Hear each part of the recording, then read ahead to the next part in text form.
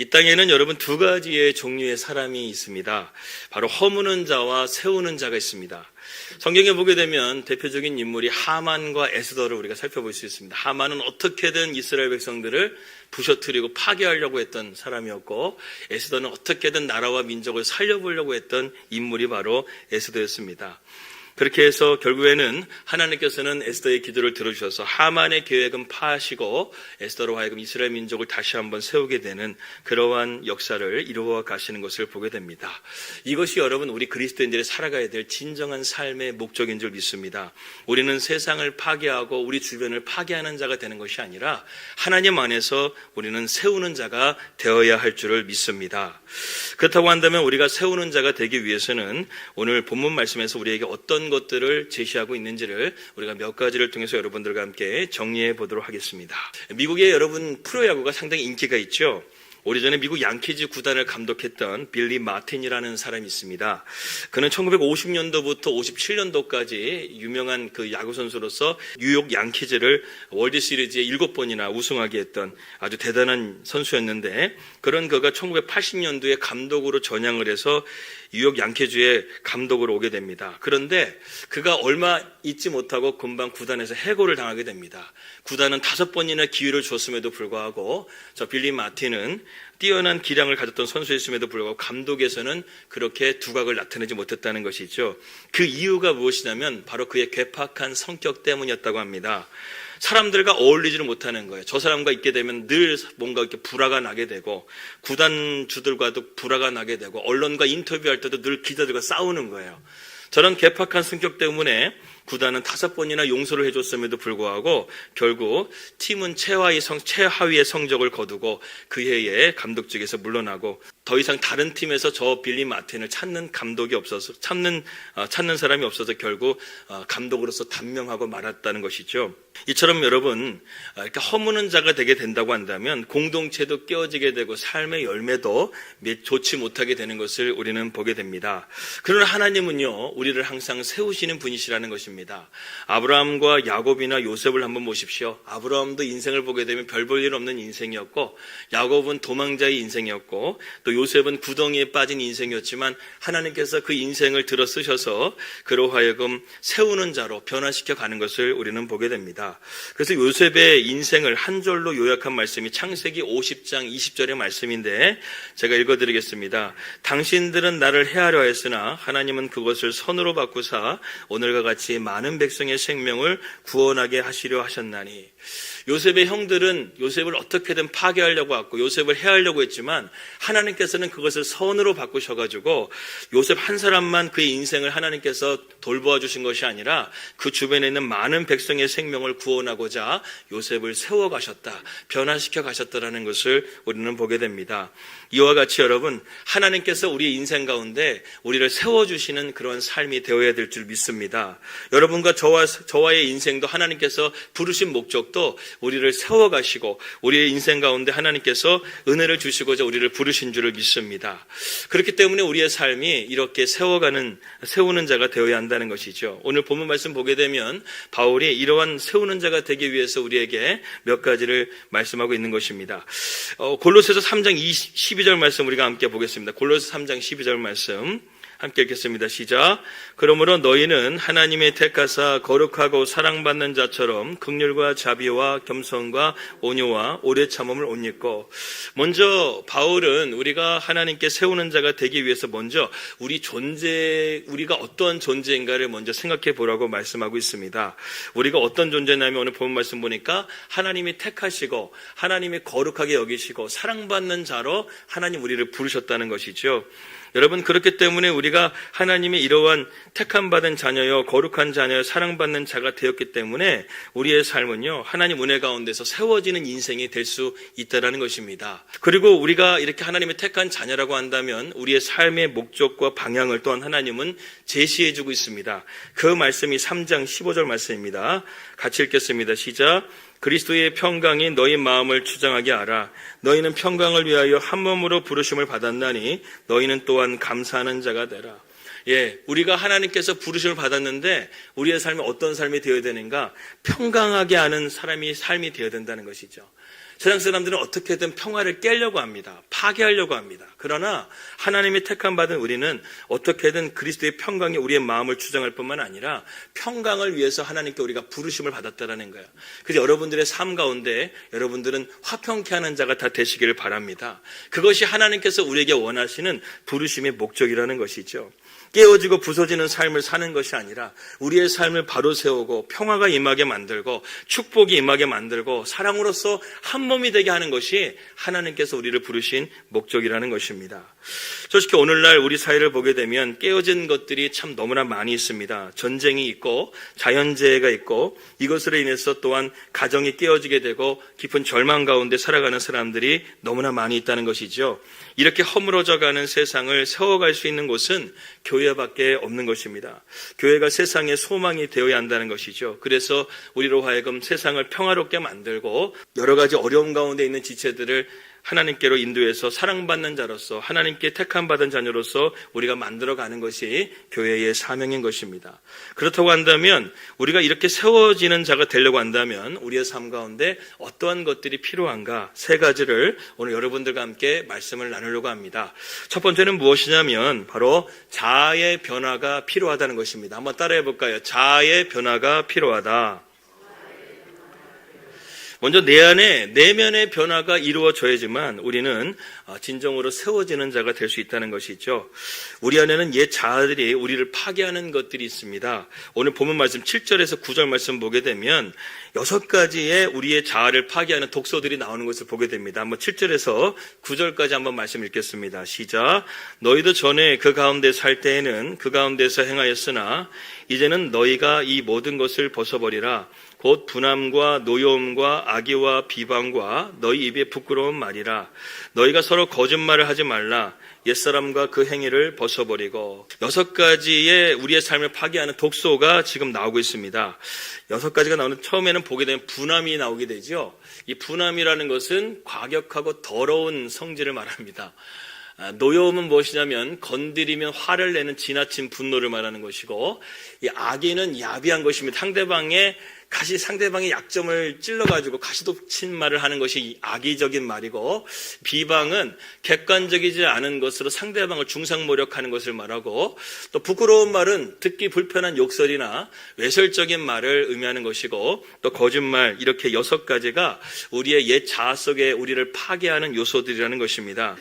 그래서 이것이 우리의 몸과 마음을 깨뜨리고 주변 환경을 파괴할 뿐만 아니라 우리로 하여금 삶의 아름다운 열매를 맺지 못하게 하는 요소들이 된다는 것입니다.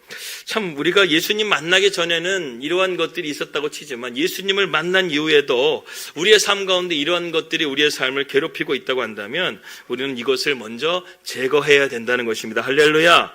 그러기 위해서는 우리의 삶 가운데 먼저 회개해야 되는 마음이 먼저 필요합니다. 먼저 이것을 죄에서 돌이켜야 되는 마음이 필요하다는 것이죠. 참된 회개라는 것은 여러분 2가지가 있습니다. 첫 번째는 무엇이냐면 우리가 죄에서 우리의 죄를 자백하고 돌이키는 것. 이게 첫 번째 단계고 여기서 끝나면 안 됩니다.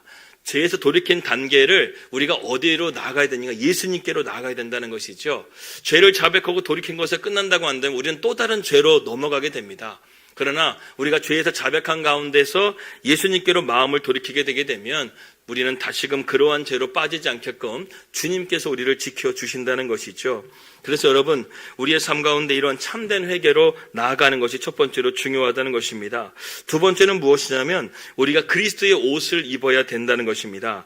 오늘 10절 말씀 함께 읽겠습니다. 10절입니다. 시작. 새 사람을 입었으니 이는 자기를 창조하신 이의 형상을 따라 지식에까지 새롭게 하심을 입은 자니라. 여기 보게 되면 새 사람을 입다라는 것은 이제 옷을 입는 것을 말하는 것이죠. 그런데 자기를 창조하신 이의 형상을 따라 입으라고 말씀하고 있습니다. 여기 보게 되면 이 창조하신 하나님의 형상을 말하는데 원래 우리는 하나님께서 창조하실 때 하나님의 형상으로 창조하셨습니다. 하나님의 형상으로 창조되어서 우리가 살아가게 되었는데 죄가 우리 가운데 들어와서 이것이 깨어지고 말았다는 것이죠. 그래서 우리의 인격과 감정들이 어느 순간부터 죄에 물들어서 죄악된 세상을 살아가게 되는 것입니다. 그래서 6가지 독소들은 우리가 참 신기하게도요, 따로 교육을 받지 않아도 이런 것들이 자연스럽게 우리 안에 뿜어져 나오지 않습니까? 아이들도 한번 보십시오. 자녀들을 기르다 보게 되면 가르쳐주지도 않았는데 거짓말을 할 때가 있다라는 거예요. 가르쳐주지도 않았는데 저렇게 분노할 때가 있고 노여워할 때가 있다라는 것입니다. 이게 무엇이냐면 우리 안에 이런 옛 자아들의 그런 것들이 우리의 몸속에 내재되어 있다는 것이죠. 이와 같이 깨어진 형상들이 하나님의 형상으로 돌아가려고 한다면 우리가 첫 번째로 회개하는 것이고, 두 번째는 예수 그리스도의 새 옷을 입어야 되는데, 이 예수 그리스도의 새 옷이 우리로 하여금 하나님의 형상으로 우리를 회복시켜 주시고 치유하게 되는 그런 능력이 있다는 것이죠. 그래서 골로새서 1장 15절 말씀 보게 되면 이렇게 되어져 있습니다. 함께 읽겠습니다. 시작. 그는 보이지 아니하는 하나님의 형상이요 모든 피조물보다 먼저 나신 자니. 여기서 말하는 그는 예수님을 말하는데, 그분이 뭐라고요? 하나님의 형상이라는 거예요. 예수님만이 하나님의 형상으로 우리를 회복시켜 줄 수 있기 때문에 우리가 그리스도의 옷을 입어야 된다는 것입니다. 그리고 오늘 12절 말씀 우리 함께 읽겠습니다. 본문 말씀 12절 같이 읽겠습니다. 시작. 그러므로 너희는 하나님이 택하사 거룩하고 사랑받는 자처럼 긍휼과 자비와 겸손과 온유와 오래 참음을 옷 입으라. 우리가 그리스도를 영접하고 그분이 내 안에 오시게 되면 우리가 옛 자아의 옷을 이렇게 벗어버려야 되는데, 그것이 우리의 힘으로는 참 불가능합니다. 그런데 오늘 3장 12절 말씀 보게 되면 우리가 긍휼과 자비와 겸손과 온유와 오래 참음을 옷 입으라고 하는데, 여러분 이거 어디서 많이 들어보지 않았습니까? 바로 갈라디아서 5장 22절에서 23절에 나오는 성령의 열매죠. 그러니까 우리가 그리스도의 옷을 입을 뿐만 아니라 성령의 능력과 성령의 도우심을 입지 않고서는 우리의 삶이 이렇게 회복되고 세우는 자로서 살아갈 수가 없게 된다는 것이죠. 그래서 오늘 우리가 자아가 변화되기 위해서는 세 가지가 필요하다고 했습니다. 첫 번째는 우리가 돌이키는 마음, 회개의 마음이 필요하고, 두 번째는 예수 그리스도로 옷을 입음을 통해서 하나님의 형상을 회복하고, 세 번째는 성령의 능력으로 우리가 우리의 자아가 변화될 수가 있다는 것을 우리가 볼 수 있습니다. 두 번째로는 우리가 관용하는 사람이 되어야 한다는 것입니다. 함께 따라해 봅시다. 관용의 자세가 필요하다. 우리가 하나님의 자녀로서 세우는 자가 되기 위해서는 관용하는 자가 되어야 된다고 오늘 13절 말씀 함께 나누고 있습니다. 13절 함께 읽겠습니다. 시작. 누가 누구에게 불만이 있거든 서로 용납하여 피차 용서하되 주께서 너희를 용서하신 것 같이 너희도 그리하고. 첫 번째로 자기의 변화가 이루어진다 하면은, 두 번째는 타인에 대해서 우리가 태도가 변화되어야 된다. 이렇게 지금 바울은 말씀하고 있습니다. 그렇습니다. 우리에게는 참 부족한 것이 많죠. 그래서 바울은 우리가 불만과 불평이 있어도 서로 용납하고 용서하라는 것은 우리도 부족한 것이 있기 때문에, 연약한 것이 있기 때문에 상대방에 대해서도 우리가 용납하고 그들을 받아줘야 된다고 말씀하고 있습니다. 여러분, 관계성 가운데서 가장 힘든 관계가 어떤 관계일까요? 제가 생각하기로는 부부의 관계가 아닐까 하는 생각이 듭니다. 그래서 러시아 속담이 이런 속담이 있더라고요. 어부는 바다에 고기 잡으러 나갈 때 한 번 기도하고, 전쟁에 나갈 때는 2번 기도하고, 결혼할 때는 3번 기도해라. 이런 말이 있습니다. 그만큼 부부의 관계가 참 쉽지 않다라는 것이죠. 왜 그런가요? 그래도 이렇게 남들과 이렇게 관계를 맺을 때는 어느 정도 그 사람과 거리가 있지 않습니까? 내 삶의 모든 것들을 다 보여주지 않아도 되는데, 이 부부는 24시간 동안 붙어 있기 때문에 우리의 삶에 있는 내 삶의 모든 것들을 다 보여줘야 된다는 것이죠. 나의 부족한 모습이나 연약한 모습들을 다 보여줘야 되는 것이 부부의 관계이기 때문에 그게 참 쉽지가 않다라는 것입니다. 저희도 한국에서 사역할 때는, 저도 이제 사역 때문에 바쁘다 보니까 집에 저녁에 밥 먹으러 와서 잠잘 때 그렇게 오고, 주말에 좀 시간에, 월요일날 같은 게 목회자들 월요일날 시간을 그때 보낼 수 있으니 그때 가족들이랑 보내는 시간이 있다 보니까 그렇게 그때는 부딪힘이 없었는데, 뉴질랜드 가서 이제 선교를 하다 보니까 아내와 같이 24시간을 붙어 있어야 되잖아요. 그러다 보니까 그때 더 많이 다투게 되고 많이 부딪히게 되더라는 것입니다. 그렇게 부부의 관계가 쉽지가 않더라는 것이죠. 그래서 쪼큰데요, 각 분야별로 부부에 대해서 이렇게 정의를 내렸다는 것입니다. 배우들, 연기자들은 이렇게 얘기하더라고요. 희극과 비극의 절묘한 시나리오가 부부다. 또 사업가는 이렇게 말합니다. 위험한 투자다, 부부관계는. 또 군인들은 치열한 전투다, 이렇게 말하고, 과학자들은 2가지 무해한 물질이 만나서 유해한 물질을 만드는 게 바로 이제 부부관계다. 그리고 기상학자들은 이렇게 말합니다. 맑은 날씨에 구름을 끼고 소나기가 내리는 것과 같다. 이렇게 부부관계를 말하기도 합니다. 또 한 가지 조커가 있는데, 결혼 생활이 늘 행복해 보이는 한 교회 집사님이 있어가지고 목사님이 물었다고 합니다. 어떻게 그렇게 결혼 생활이 행복합니까? 그랬더니 목사님, 남존여비 사상만 잘 실천하면 됩니다. 그러면 행복합니다. 이렇게 말하는 거예요. 여러분 알다시피 남존여비 사상은 남자가 권위가 있는 그런 내용의 이야기지 않습니까? 근데 그렇게 말씀드렸더니 목사님 요즘에는 그게 바뀌었습니다. 요즘에는 이렇게 바뀌었습니다. 남자의 존재의 이유는 여자의 비율을 맞추는 데 있다. 이렇게 바뀌었다는 것입니다. 남자의 존재의 이유는 여자의 비율을 맞추는데 남존여비 사상, 이게 그렇게 요즘에 해석이 된다는 것이죠. 그러면 부부관계가 아무 문제가 없다고 이렇게 얘기해 주었다고 합니다. 근데 여러분 정말 남존여비 사상을 이루게 되면 부부관계가 정말 행복하고 건강한 관계가 될까요? 저는 그렇지 않다고 생각합니다. 우리는 성경적인 관점에서 부부의 관계를 정의를 내려야 된다고 생각이 듭니다. 창세기 2장 18절 말씀 보게 되면 하나님께서 부부의 관계에 대한 정의를 이렇게 내려주고 있습니다. 우리 함께 읽도록 하겠습니다. 시작. 여호와 하나님이 이르시되 사람이 혼자 사는 것이 좋지 아니하니 내가 그를 위하여 돕는 배필을 지으리라 하시니라. 여러분, 이것은 어떻게 보게 되면 여자에게 주신 말이기도 하지만 남자에게도 참 시사하는 바가 크다는 것이죠. 하나님은 부부가 서로 완벽한 관계가 아니라 조금은 부족한 관계 속에서 만나가지고 서로 협력해서 하나가 되도록 우리에게 돕는 배필로서 서로를 만나게 하셨다는 것입니다. 따지고 보게 되면 여러분, 남자들은 참 부족한 것이 많습니다. 대부분 보면 여자가 아까울 때가 많지 않습니까? 자매님도 그렇지 않습니까? 대답 안 하시네요. 그래서 우리가 어떤 분들을 보게 되면 저분은 참 이렇게 부인이 아깝다, 참 이렇게 생각하게 되게 되면 이렇게 생각하시면 됩니다. 하나님이 참 저분 많이 사랑하시는구나 이렇게 생각하셔서 그래서 참 좋은 돕는 배필을 붙여주셨구나 이렇게 생각하면 된다는 것이죠. 남자뿐만 아니라 여자분들도 마찬가지입니다. 우리 모두는 완벽하지가 않다는 것이죠. 그렇기 때문에 서로 용납하고 용서하는 그런 관용하는 마음을 가지게 될 때 부부는 행복할 수가 있고 주님 안에서 하나가 될 수가 있는 것이죠. 특별히 오늘 본문에서 보게 되면 뒷부분에 보게 되면 우리가 관용해야 될 이유 중에 하나가 13절 말씀 다시 한번 보여주실까요? 함께 보게 되면 주께서 너희를 용서하신 것 같이 너희도 그리하라고 말씀하고 있습니다. 즉 우리가 잘나서가 그들을 관용하는 것이 아니라 주님께서 우리를 용서하신 것 같이 우리도 그들을 용서해 줘야 된다는 것이죠. 그들을 받아주라는 것입니다. 그러므로 우리는 주님의 사랑을 받은 자로서 남을 용서하고 받아줄 수 있는 그런 관용하는 마음을 가져야 된다는 것입니다. 여러분, 코리덴 붐이라는 네덜란드의 여사분이 계십니다. 저분은 2차 세계대전 때 유대인들을 숨겨줬다는 이유로 나치 수용소에 들어가서 저 일가족이 저 코리덴 붐 여사님 빼고는 다 가족이 그 나치 수용소에서 잔인하게 죽음을 맞이하게 되었습니다. 그랬는데 이제 2차 세계대전이 끝나고 나서 하나님께서 저 코리덴 붐 여사님에게 지금 전쟁으로 인해서 수많은 사람들이 상처와 아픔 가운데 있다. 그래서 네가 복음을 전하면서 그들의 마음을 좀 이렇게 품어줘라 이렇게 말씀하셔서 전 세계를 돌아다니면서 이제 복음을 전하는데 이 코리덴 붐 여사님이 한 가지를 하나님 앞에 단서를 달았다는 것입니다. 하나님, 제가 좋습니다. 어디를 가든지 제가 복음을 전하겠지만 제가 독일만큼은 안 가겠습니다. 왜? 독일에서 제 부모님이 살해 죽임을 당했기 때문에 나는 독일만큼은 용서하지 못합니다. 이렇게 말을 했다는 것이죠. 그랬는데 주님께서 그래도 내가 너를 위해서 십자가 지지 않았느냐. 독일에도 상처 입은 사람들이 많이 있으니까 그곳에 가서 예수님의 복음을 전하라 이렇게 말씀하셔서 어쩔 수 없이 또 독일도 가가지고 예수님의 복음을 전했다는 것입니다.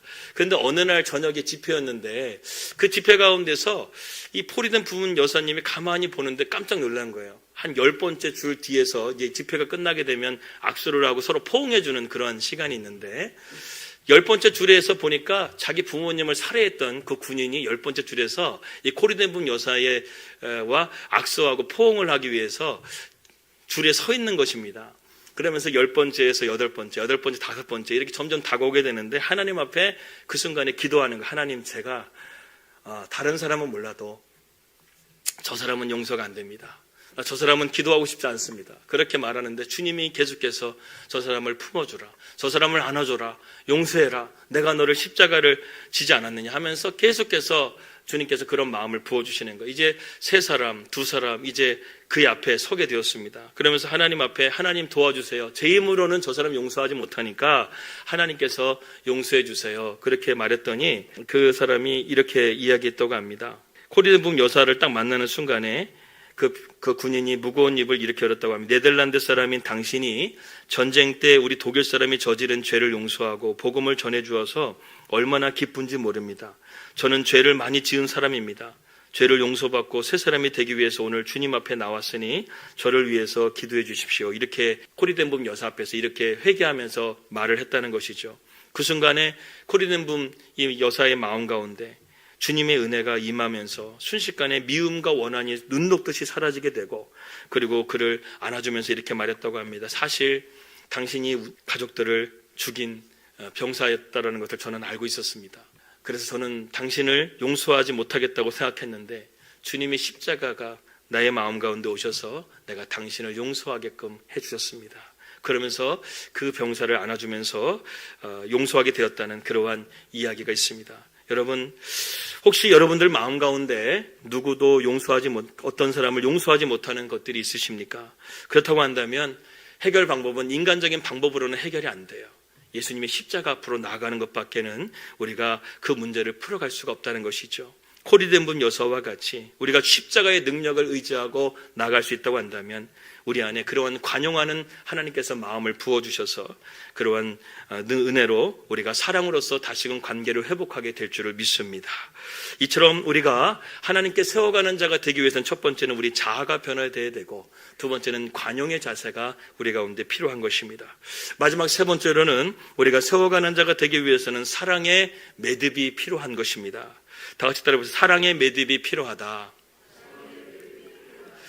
먼저 우리가 내면의 변화를 이루어가고 십자가 안에서 참된 용서와 관용을 실천했다고 한다면 우리에게 한 가지를 여기에 더해야 되는데 바로 사랑입니다. 우리가 어떤 사람에게 선물을 주려고 할 때 그 선물을 잘 포장을 해가지고 줄 때 그때 그 선물의 가치가 있는 것처럼 이 마지막의 최후의 완성은 바로 사랑이라는 것이죠. 그렇다면 왜 바울은 사랑으로 결론을 내리고 있는가? 왜냐하면 사랑 안에는 오늘 말씀과 같이 14절 말씀과 같이 모든 것을 온전하게 매게 하는 그 힘이 있기 때문에 그렇습니다. 한번 14절 말씀 같이 읽겠습니다. 시작. 이 모든 것 위에 사랑을 더하라. 이는 온전하게 매는 띠니라. 우리의 삶의 모든 절망과 어려움과 우리를 파괴하는 모든 요소들 가운데서도 이 하나님의 사랑이 있게 되게 되면 모든 것을 온전하게 매는 띠가 될 수가 있게 된다는 것이죠.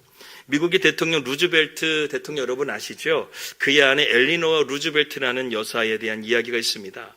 그녀는 지금까지 최고의 퍼스트 레이디로서 칭송을 받고 있는 인물이죠. 오늘 주보의 칼럼에도 제가 실었던 이야기입니다. 우리가 잘 알다시피 루즈벨트 대통령은 40세에 성인 소아마비를 앓게 되었습니다. 하반신이 마비가 되는 질병이었죠. 그때 그는 절망감에 극심한 우울증을 앓게 되면서 심지어는 아예 입을 닫아버렸습니다. 사람과 일체 말을 하지 않았다는 것이죠. 그렇게 반년이 지났음에도 불구하고 이 엘리노 루즈벨트는 그의 옆에서 항상 따뜻한 말을 해주고 또 그의 곁을 지켜주었습니다. 어느 날 루즈벨트 대통령이 아내와 함께 산책하기를 청하게 됩니다. 그러면서 호수에 나가서 잠깐 있으면서 이 루즈벨트 대통령이 드디어 무거운 입을 열었습니다. 여보, 내가 이렇게 불고 있는데도 나를 여전히 사랑할 수가 있겠어. 이렇게 말을 하자 이 엘리노 루즈벨트 여사가 이렇게 대답을 했습니다. 사랑하고 말고요. 저는 불고된 당신의 다리와 그 다리의 온기와 냄새까지도 사랑합니다. 당신의 미래까지도 이미 나는 사랑합니다. 이렇게 말해주었다는 것입니다. 이 말에 힘을 얻은 루즈벨트 대통령은 다시금 힘을 얻어서 미국의 대통령으로서 전무후무한 4선 대통령이 되었고 그녀의 아내 엘리노어 여사는 지금까지도 미국인들의 가슴속에 영원한 퍼스트 레이디로서 남아있다는 것입니다. 여러분, 이처럼 절망적인 인생이라 할지라도 그 사람을 우리가 사랑으로 품을 수만 있다고 한다면 다시금 일어설 수 있게 하는 것이 바로 사랑이라는 것이죠. 사랑은 이처럼 온전하게 모든 것을 온전하게 세우는 띠라는 것입니다. 그렇습니다. 우리가 삶의 최상의 가치는 바로 사랑인 것이죠. 그래서 성경 66권을 우리가 줄인다고 한다면 10계명이 되고 10계명을 단 한 절로 줄인다고 한다면 하나님 사랑과 이웃 사랑이고 그리고 그것을 단 한 단어로 표현한다고 한다면 성경은 사랑이라는 단어로서 우리가 말할 수가 있는 것이죠. 그래서 하나님께서 우리를 사랑하시기 때문에 우리에게 이 사랑의 말씀을 주신 것입니다. 그렇다면 우리가 우리의 삶 가운데 이런 사랑으로 매듭짓는 삶이 되어야 되겠죠. 사랑하며 살아가는 삶이 되어야 됩니다. 예수님이 12제자 중 우리가 얼마 전에 12제자 사도 요한에 대해서 함께 나누었는데 12제자 중 사도 요한은 유일하게 순교하지 않고 자연사로 죽은 제자였습니다. 그는 밤모섬에서 1년 8개월 동안 유배 가운데 있으면서 요한계시록을 집필하고 다시 에베소 지역으로 와서 남은 생을 살았다고 합니다. 전승에 의하게 되면 그는 죽는 그 순간까지 예배에서 설교를 했다고 하는데 그런데 그의 메시지는 언제나 똑같았다고 합니다. 사랑을 하는 것이죠.